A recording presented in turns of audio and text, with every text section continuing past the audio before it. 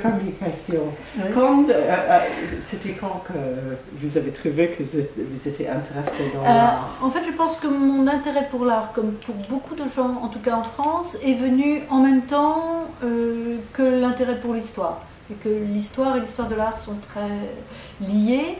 Et tout enfant, je m'intéressais beaucoup à l'histoire. Je lisais des livres d'histoire qui, pour certains d'entre eux, étaient illustrés. Et je me suis intéressée à la période du Moyen-Âge très tôt.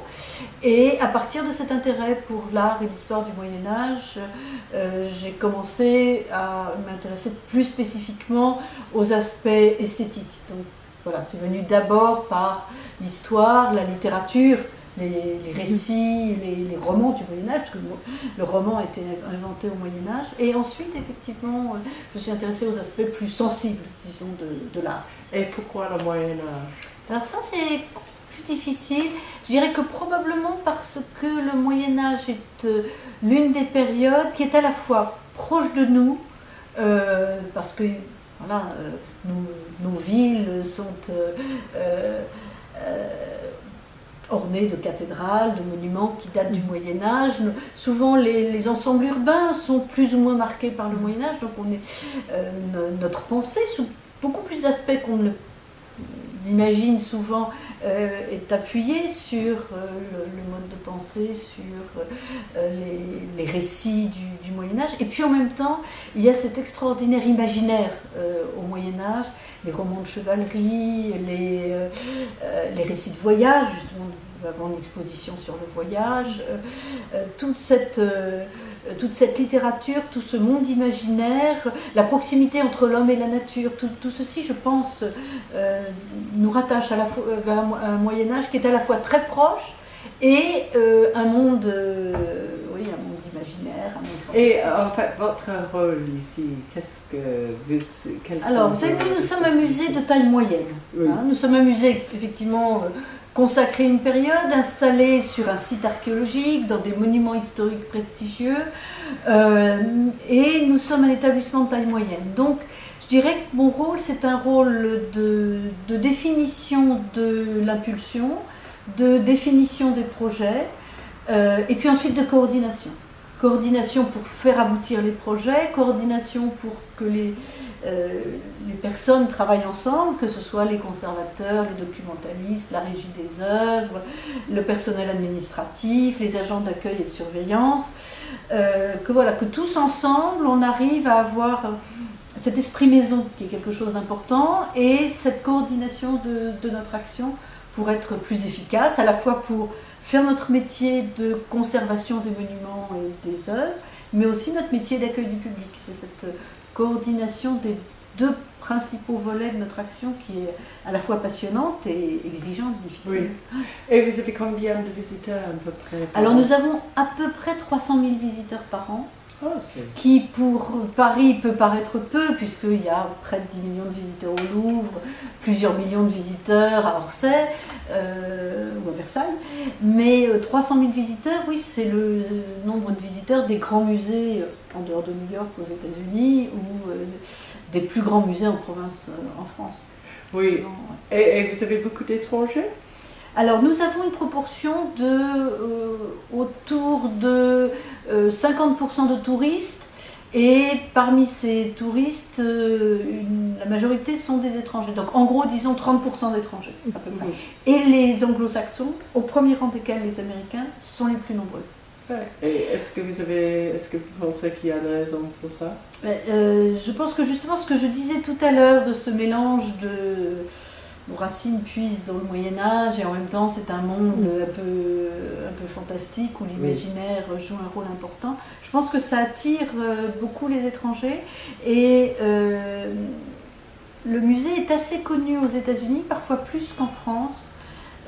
Je pense qu'il y a une autre dimension de l'établissement qui les attire beaucoup, c'est ce côté lieu de charme un petit peu secret au cœur de Paris. Même si on passe boulevard Saint-Germain, boulevard Saint-Michel, on ne sait pas exactement ce que sont ces ruines des terres et on se dit, quand on passe devant, ah mais il y a un monument ancien. Nous sommes à la fois le plus important monument gallo-romain au nord de la Loire et le plus ancien et l'un des très très rares monuments civils du Moyen-Âge. Et en fait, qu'est-ce que vous faites comme moyenne, ou qu'est-ce que vous avez comme moyenne de promotion?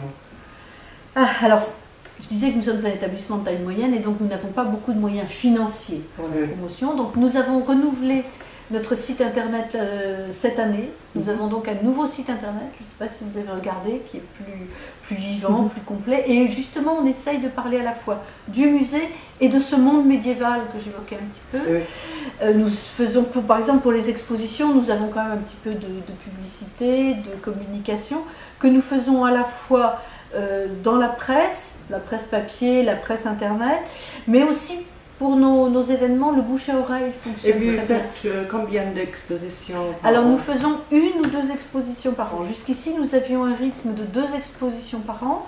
Une exposition de taille moyenne dans le frigidarium des Thermes et une exposition, davantage exposition dossier dans les salles du musée. Et c'est vous qui a des idées? Alors nous programmons les expositions ici en interne au musée. Il y a toujours un conservateur du musée qui est commissaire, parfois avec d'autres personnes universitaires ou autres conservateurs du musée. Par exemple, pour cette exposition sur voyager au Moyen-Âge, nous avons travaillé avec 3 autres musées consacrés au Moyen-Âge ou ayant d'importantes collections médiévales en Europe. Le Bargello à Florence, le musée de Vic en Espagne, en Catalogne, et le Schmidtgen-Museum à Cologne. Vous verrez cela dans le dossier. Et l'exposition ira au Bargello à Florence au printemps prochain. Et est-ce que vous avez un but pour la musée? Est-ce que vous avez Oui, nous avons ce projet que nous appelons le projet Cluny 4. Ce projet Cluny 4, c'est un projet qui est destiné à mieux accueillir le public.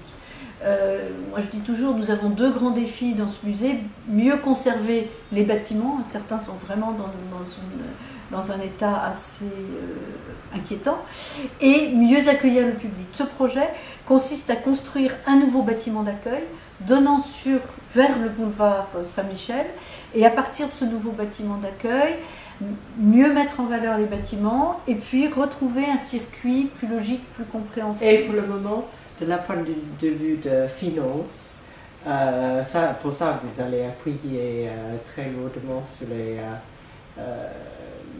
finances publiques, n'est-ce pas? Alors nous avons à la fois des finances publiques, mais nous sommes en recherche de mécènes privés. Et vous voyez ce que je vous disais tout à l'heure sur la célébrité du musée à l'étranger. Parmi le petit groupe de mécènes que nous avons pour l'instant, et qui est évidemment appelé à croître, deux des principaux sont un américain et un anglais. Les abonnés de Deventer.com, ils sont toujours très intéressés dans le parcours de quelqu'un comme vous, parce que quand même c'est un job génial.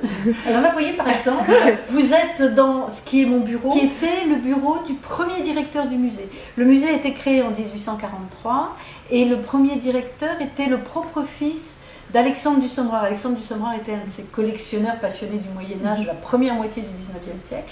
Et en 1843, quand il était décidé de créer le musée, on a choisi pour conservateur le fils de ce collectionneur dont l'État avait racheté la collection et en même temps avait acheté l'hôtel de Cluny dans lequel il s'est installé. Et donc avant d'être directrice ici, donc j'ai fait un parcours d'histoire et d'histoire de l'art comme je vous le disais précédemment, et puis j'ai passé le concours, parce qu'il y a un concours pour recruter les conservateurs, et mon premier poste de jeune conservateur était ici au musée de Cluny.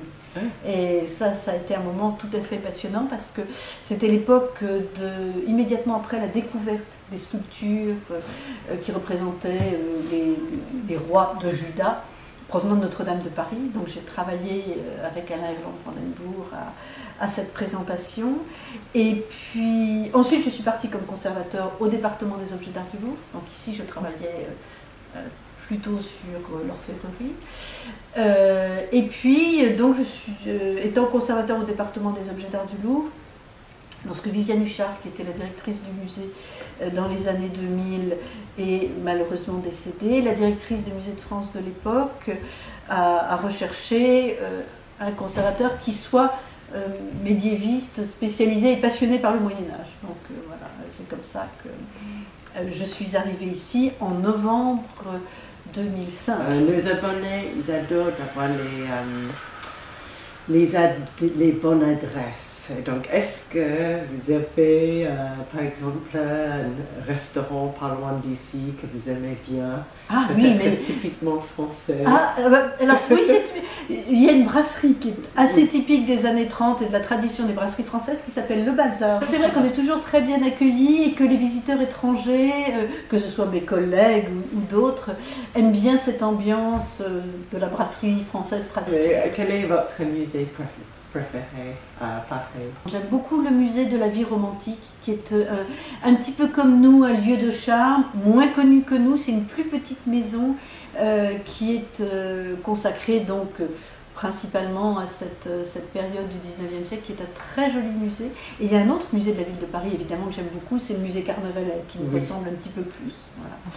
Et puis à l'étranger, bien sûr, ce sont les cloisters.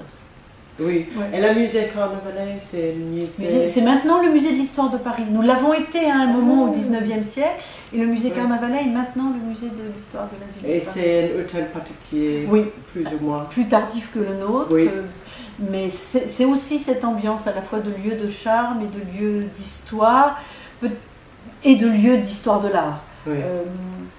Sur une période plus étendue que nous, mais c'est aussi un exemple de ces musées de taille moyenne où on ne passe pas des heures à Évidemment, le Louvre est un endroit formidable, or tout ça, ce sont des endroits formidables, mais pour les touristes et même pour les visiteurs français, c'est un peu fatigant, et pour les Français, il faut plutôt y aller, passer une demi-heure de temps en temps et puis revenir. Voilà, le musée de la vie romantique, Carnavalet sont des musées plus intimes et à taille humaine. C'est quelque chose qui pour moi compte beaucoup.